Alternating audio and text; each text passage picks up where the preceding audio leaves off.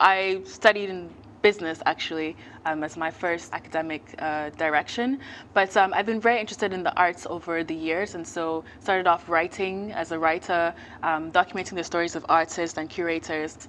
And so from there I've worked with museums, I've worked with galleries, I worked with the Student Museum in New York, I worked with some galleries in Nigeria, and I've also recently been with Sotheby's in London, and then now working independently as a consultant on a variety of projects. Offers. So what you're speaking of is the anthropological side of art. So what you would describe as the masks, the sculptures, what would have been traditionally used by our ancestors in ceremonies, as culturally significant objects. So at Sotheby's, we had different departments, and at different galleries, you'll see the galleries that focus on traditional works, and then galleries that focus on the modern and contemporary.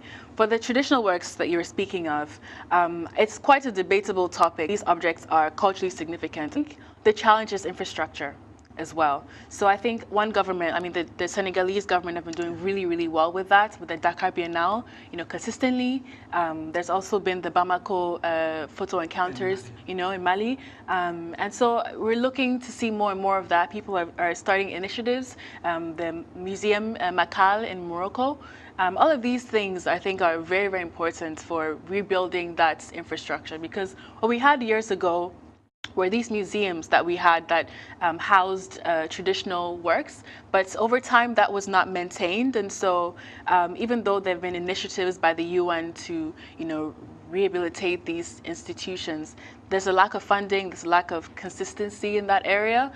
So it's something I'm very passionate about, but I think there's also a lot of work to be done in rebuilding that infrastructure.